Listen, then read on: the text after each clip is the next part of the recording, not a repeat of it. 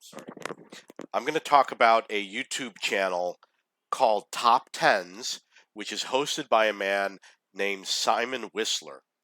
The reason why I'm talking about this is because there's a lot of fake stuff in here, a lot of revisionism, and you need to be cautioned. It's a really nice presentation, and Simon sounds like an interesting, intelligent person.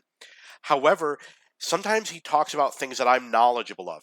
I'm from the United States. He talks about the United States. He talks about American culture. He talks about places that I've lived in around the world, such as Medellin, Colombia, or the Philippines. And he says things that are just completely wrong. So what triggered me today is he's talking about myths about the American Revolution. I'm sick. So one of them is, he says, oh, it's a myth that George Washington was a good general. No, it's not a myth.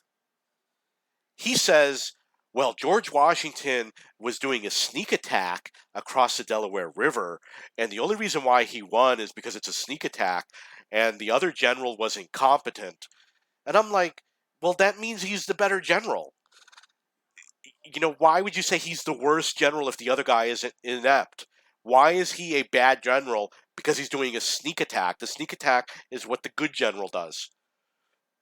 So another example is he's talking about this woman, Molly Pitcher. He says, well, most people think Molly Pitcher is a hero, but she really didn't exist. You know what? I never heard of Molly Pitcher before. She's not a hero. And he says, well, she wasn't written about until 100 years after the Revolutionary War. Well, if she wasn't written about till 100 years after the war, then that means during the war, nobody knew who she was. She wasn't a hero. What happens in the future is irrelevant. If someone talks about Molly Pitcher 1,000 years from now, nobody's going to believe she's a hero up until then. So then he says Paul Revere is not a hero. It's complete nonsense. He says, well, that night there were 40 men who ran on horseback shouting, the British are coming. And when I heard that, I said, this is just absolute nonsense. No general is going to send out 40 men on horseback to go notify everyone that the British are coming. It's just stupid. So I had to look this one up. This is what really happened. Now keep in mind, Simon Whistler of Toptenz says that Paul Revere is not a hero. What happened was Paul Revere rode out saying that the British were coming, rode through the towns. The locals got scared. They got on their horses and they started riding around telling everyone that the British were coming. All they were doing is spreading the word. That doesn't make it so that Paul Revere is not a hero. Paul Revere did what the general told him to do throughout the night. He went to all the towns and he told everyone what was going on, and the other people in the town spread the word, and that's it.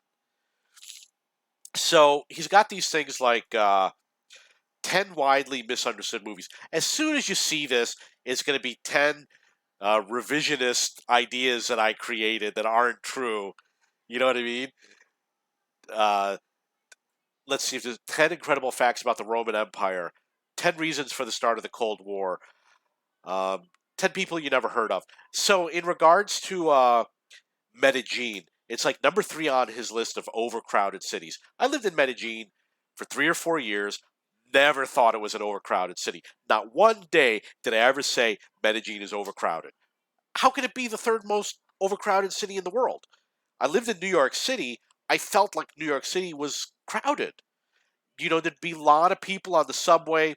I was in traffic jams where you'd sit for an hour and the traffic wouldn't move. The crosstown traffic is horrible. You go downtown and you walk around and there's people everywhere. I did not get that impression in Medellin. There was traffic, but the traffic always moved. If you get in a car, it's not like it took 3 hours to get somewhere that should have taken 30 minutes.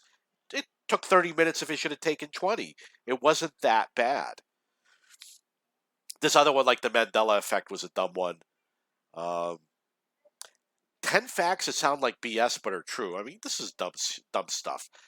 So it's like, here's one. 10 things Americans do the rest of the world finds weird. So if you watch this, you're going to say, I don't think Americans do that.